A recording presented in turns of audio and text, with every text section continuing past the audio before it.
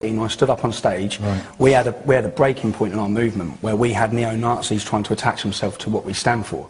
So I took the opportunity to stand on stage, call them out, name them. When I got off stage, I was confronted by people wearing Combat 18 t-shirts, at which point I headbutted him because he was Sikh Highland and shouting abuse. And then when I got back to the coach, I was confronted by another 30 Nazis. I get many death threats on a weekly basis by Nazis. We've done more to confront Nazism and Islamism. So are you an anti-Nazi movement? I am, yeah, we are. Yeah. And Islamism and Nazism are opposite sides of the same coin. I've grown up in Luton. Some of the best people I've met through growing up are Muslim. Some of my mates are Muslim. You had Butch Vassell on this show last week. I was out with his son on Thursday night, okay? I don't hate all Muslims. Muslims are the first victims of Islam and extremist Islam. That's what's happening. I don't hate Muslims at all. And I've said that from day one. I'm talking about Islam. I'm not talking about Muslims. I'm talking about Islam. I said we've got a Sikh division. I served the a Jewish division, a Hindu division. And excuse me. What I'm hoping to accomplish? Yeah. I was hoping to wake up the major three parties to realising the anger, the fear, and that's what people say. We do all this out of hatred. We don't do any of this out of hatred. We do it out of love for our culture, love for Christianity, love for our kids' futures. Critics say that you're a bunch of hooligans and that's about it. Well, how do you respond to that? In the sense that we're not hooligans, just people who ain't going to back down, people who are prepared to defend ourselves. EDL ready to use violence? No, we're not, no. There has been examples of violent things happening at demonstrations. There was a shop in Leicester that was attacked. Yeah, one shop. And also balls thrown at police vans, injured police officers. Yeah. What do you? I mean, you as the leader. Yeah, we condemn that every time. And but what I will tell people is, they don't understand the anger, the desperation, the fear, the frustration that's in our towns and cities that we're living with, living next to Islamic ghettos. Knowing people that have been abused by Muslim gangs, knowing people that have been killed by Muslim gangs, knowing all these things. We're the people that live down here at the bottom, amongst it.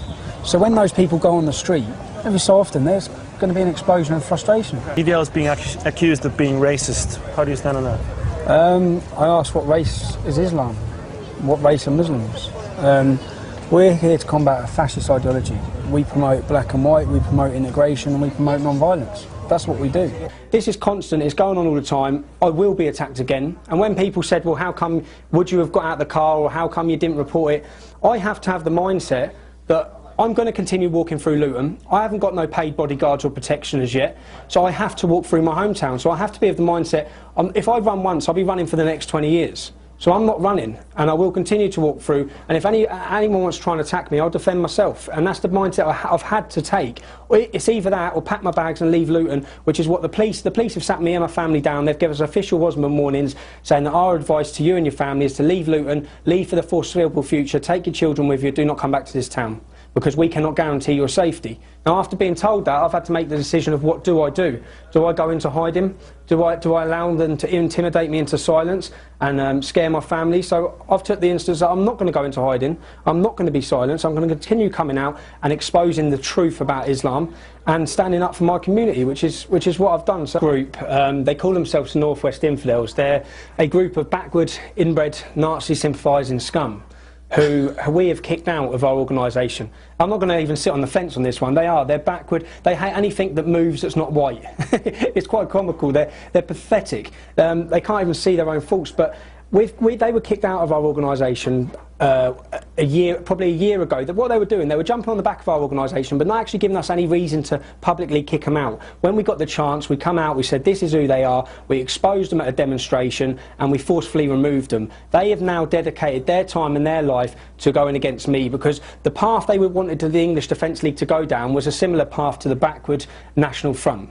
An ideology which is identical to Islamism. It's just opposite sides of the same coin. We're not going to be hypocrites and allow that to flourish. We will combat Islamism, we will combat Nazism. I hate Nazis as much as I hate Islamists.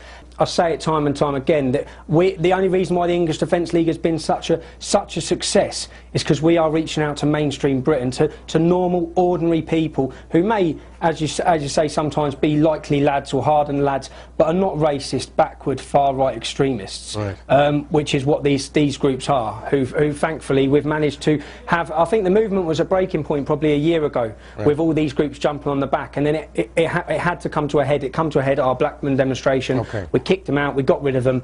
And now I'm a #1 target from. Let's not listen to what Darryl Hobson says. Let's listen to what let's listen to what this psychopath says in his manifesto. In his manifesto, he states that we have non-white members, and he is ideologically so far apart from us. He calls us naive fools. The media are not reporting this. Our relationship with this man is completely opposite. We encourage integration. This isn't quotes. This is from his manifesto, not media, not Darryl Hobson. This is from the man himself. The EDL harshly condemns any movement that uses terror as a tool, such as mine. This is why we view the EDL as naive fools. The EDL is a democratic movement. They still believe that the democratic system can solve British problems. They have non-European background members, African and Asian, etc., etc. In a democracy, you use your democratic rights. When you're aggrieved, you peacefully protest. That's what the English Defence League's done. We get condemned for trying to peacefully protest. We are an anti. We condemn all extremism. We condemn all violence. We are exactly what you would want as a grassroots organisation to their job, because all these government organisations don't have a representative from the working class community. That representative is me. That representative is the English Defence League telling you how we feel. And we are against all extremism and all violence, but you need to listen, because God forbid this ever happens on British soil.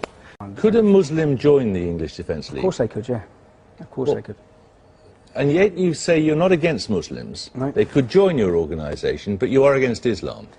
We're against Islam taken in its 7th century barbaric form. Well, your direct quote is, I'm not against Muslims, just Islam. Against militant Islam. And when I say Islam, taken in its 7th century barbaric form. If Islam was to evolve, which it needs to evolve, to fit in with Western democracy, which is clearly not. Clearly there's a problem. Clearly the English Defence League is a phenomenon that swept this country. And with the issues I'm talking about, Jeremy, if I ask you, do you know anyone that's hooked on heroin sold to them by Muslim gangs? You probably don't. I do. Do you know any beautiful girls that you went to school with that are now wearing a burqa that don't see their family? Probably don't. I do. Do you know anyone who's been murdered by a Muslim gang? You probably don't. I do. Do you know any 15-year-old girls that you know that you've grown up with that have been raped or pimped? You don't. So I don't expect you to understand the issues. These are all talking about members of the white community doing all sorts of atrocious things. Yeah, but not 24-year-old groups of 10 of them hanging around outside school gates. You've never seen a white gang? And purposely targeting. Never seen a white gang? Are we going to pretend that Muslim groups are not out there purposely targeting our youth and pimping them? Are we going to pretend it's not happening? I sat and watched Question Time, and when I watched Question Time, all I could see our political leaders was trying to explain that Jack Straw could have dressed it up a little bit better, and talking about these girls like they're statistics. They're not statistics. These girls are... Well, whose daughters do you think these are? Whose sisters? They're ours, in working-class towns and communities. And people are fed up of what's going on, and it is being ignored. For 20 years, our councillors and the leaders from the Islamic community have conspired with the police to not deal with Muslim pimping gangs. They've allowed systematic rape of our youth for the fact of being scared to be called a racist. Although any Muslim who takes the Quran seriously is, in your view, an enemy of this society. No, any Muslim that takes it in a 7th century barbaric form. In that case... Oh, so you believe in some sort of revised Quran, do you? I believe they need to revise it. Later parts of his manifesto, he says the EDL are in fact anti-fascist, anti-racist, anti-Nazi.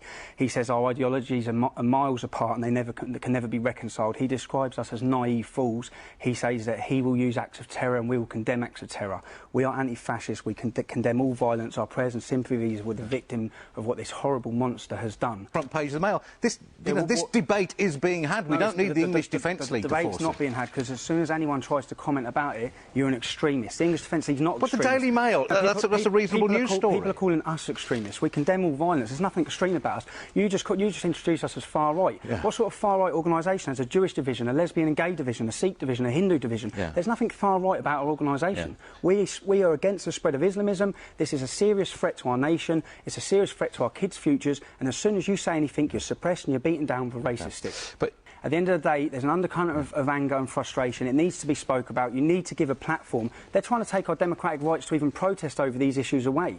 And all we want to do is express how we're feeling and how worried and scared we are in our communities by the problems that Islam's causing. So people need to realise the frustration, the anger, the alienation to us in our own towns and communities in the problems with Islam. And you can't suppress it. You need to give a platform to it so people feel that they can express themselves without this racist tag, automatic racist tag. I'm not a racist. I'm not fascist in any sort of way. I hate racism and fascism.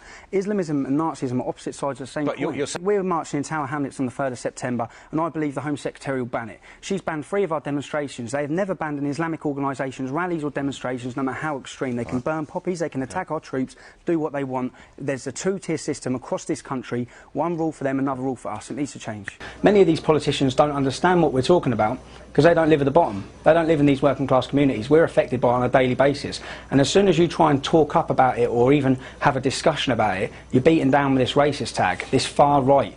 Anyone that calls us far right, there's nothing far right about the English Defence League at all. We're not a far right organisation. We have a Sikh division, we have a Jewish division, we have a lesbian and gay division.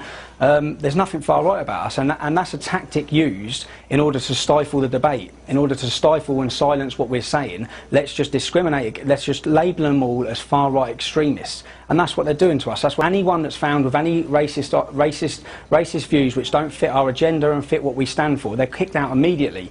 Which is, you find racists in the Labour Party, you find racists in the police force. Don't get me wrong, there probably are some racists within the English Defence League, but when they raise their head, they're kicked straight out.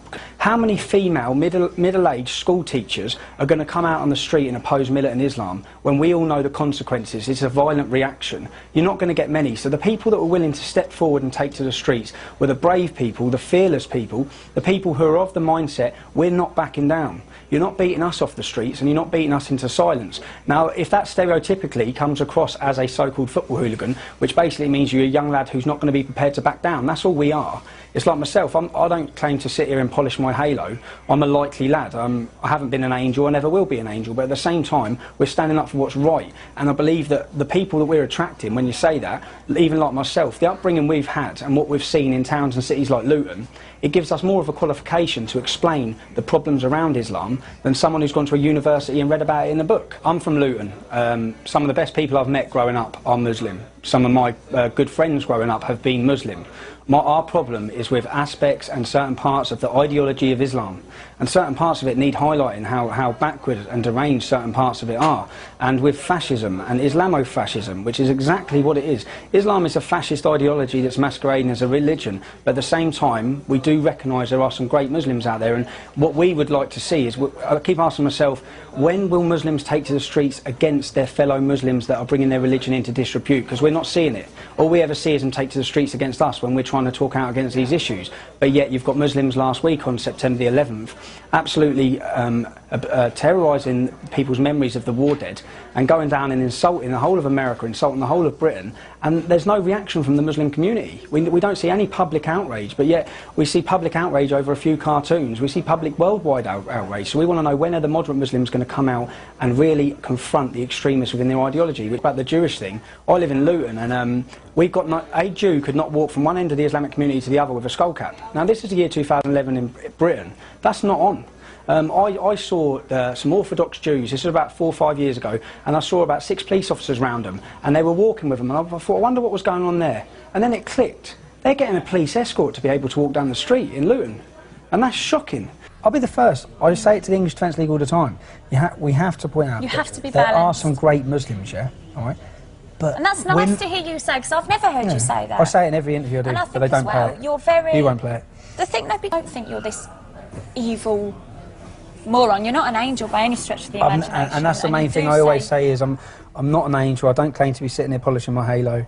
I'm a normal lad who's from Luton. And I love Luton and I want what's best for Luton. And I'm sorry, but the complete spread of Islamism across this town is not good for it. You agree in Sharia law? Yeah, 100%. Do you agree in Sharia law 100%? Absolutely 100%. So you agree in the cutting off of hands? Only if it's absolutely So necessary. you agree in older men sleeping with younger children, having sexual intercourse? No, I agree with men sleeping with women that are old 9 years old. Old enough. 10 years old. 11 years. That's Sharia law, bruv. 11 years old. That's Sharia law. If the woman is... That's Sharia law. If the woman's bleeding... If the woman's bleeding, she's 11 years old, you can have sex with her. But is your goal in modern Britain to emulate the Prophet Muhammad? My personal goal is to follow the Prophet Muhammad sallallahu alaihi wasallam. Precisely, there you go. That which is correct. What's your goal? What do you want to achieve? I want peace, but we haven't got it, bruv. If all Muslims think like you and want Sharia law, this is not going to work. We want Sharia law that is correct, that's applied with wisdom, by people with knowledge. can be a really nice bloke here and we can agree all we want here, but when you say, do you want Sharia law, he says, yeah. For me, that's the end of the conversation. You can't close your ears. You can't close your ears after that. Because where are you going to go? No, it's his belief. Yeah. No, it's his belief. What I'm saying is, that's never going to work. You'd walk away from that saying he was a really nice, moderate Muslim. But I think he was. Yeah, but he still wants Sharia law. But he's not imposing it on anyone. But he will when there's enough of them.